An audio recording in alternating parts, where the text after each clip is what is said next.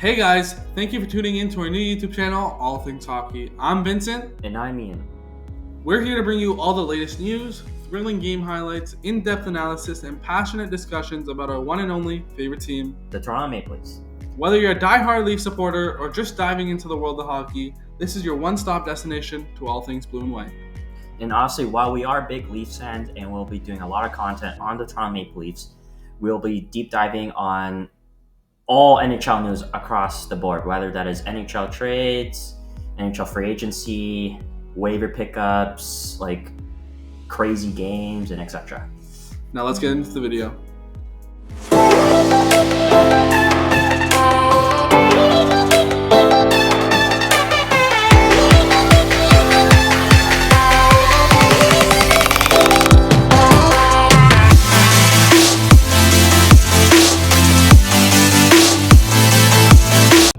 So we're going to review our top 5 predictions we had for last year, and we're going to go from our best predictions to our worst predictions. To start off with, our best prediction we had last season was William Nylander to score 40 goals this upcoming season, which he got that bang on. Yeah, he hit exactly 40, and it's not a complete shock at all. Like, he's had that incredible release. He's had multiple 30-goal-plus seasons. Like, this wasn't like a bold prediction, and like, we all saw this coming. And yeah, it was one of our better takes. And he took another gear this season, career high in points and goals, and like throughout the season he was like the Leafs MVP. And like obviously like he kind of struggled there at the like late parts of the season, but like overall like pretty solid season from him. Yeah, and, still managed to score 40. Can't complain with that. Yeah, what more can you ask from him? All right, our second Leafs prediction, which was somewhat reasonable, was Mitch Martin hitting 115 points this past season. So, Vincent? Yeah, I mean, like, he hit 99. We weren't too far off, 16 points off. He was still an incredible player for the Leafs. He got that incredible stretch of hockey around, like, November. Yeah, early part of the season. Yeah, it was part of the early part of the season, somewhere in there, like a 23-game point streak. Mitch Marner, he was unbelievable. He's a great player, one of the best right wingers in the league. He's really good on the penalty kill. He had a lot of shorthanded points and goals, which was incredible to watch. Obviously, we didn't hit the prediction, but we weren't. It was very reasonable. It was very realistic, and I feel like it could happen even in the next season. We could see him take that jump to become a very elite player in this league. Oh yeah, like first of all, I think a reason like why he didn't hit that was I think Matthews and Marner are ultimate 1-2 combo, and like Matthews kind of struggled. Yeah, he only caught 40. Yeah, like, that's crazy to say. Like Matthews struggled, and he still hit 40 goals. Like that just speaks to like how great of a player he is. So like that's probably the reason why Marner didn't hit that, because they mainly played together. Yeah. If Matthews had his incredible season like he had last year, I feel like 115 would have been like surpassed, to be honest. If he scored 60, 50 even, I feel like Marner would be the main part of that. Yeah, for sure. Yeah. And like also just like he's a pretty good defensive player. Like he got a Selke nomination over 4 shorthanded goals. Like starting to get credit for his defensive play. Yeah. So we're going to be getting into our third prediction of the Leafs that we made for the Leafs last season, and this is the Leafs would make at least the Eastern Conference Final. Again, this was a very reasonable, realistic goal that we set, and obviously everyone knows the Leafs beat Tampa Bay Lightning in 6 games, but embarrassingly lost to the Florida Panthers in 5, which was a very beatable opponent for the Toronto Maple Leafs, even though they just came off beating the President's Trophy winning Boston Bruins team. Ian, what do you think about the Leafs losing in the second round? Yeah, obviously some people may disagree, like making it past the Eastern Conference Finals. Like, it's the Leafs. Like, they haven't made it past the first round like since 19 years. Like, guess what? They did, and like this was the best team in Leafs history. Like, they finally made it past the first round.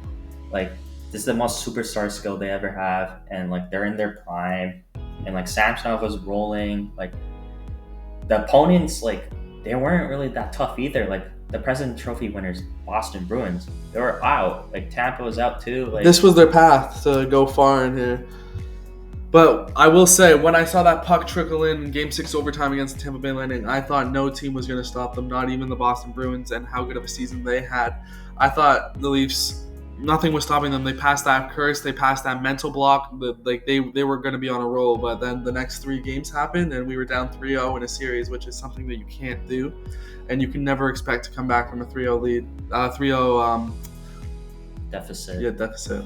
And just how they lost was so embarrassing, and like, I don't know, do we really want to like appreciate the first round win after how embarrassing that was? I mean, I still think that passing that first round will help them even next season. There's no more of that first round curse. So like getting into the first round, playing that first round series against whoever it is, I feel like that pressure is going to be a little bit lifted, at least for the first round, and hopefully they'll bounce back in the second round if they make it that far. I won't get too far ahead of myself here.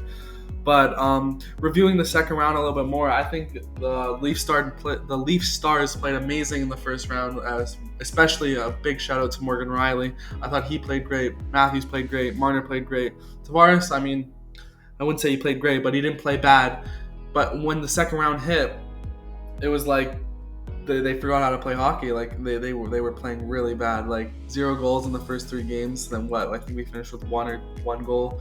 Like, that can't happen. You cannot rely on your bottom 6 to take you to the Eastern Conference Final, let alone get you to the second round. But, yeah, what do you think?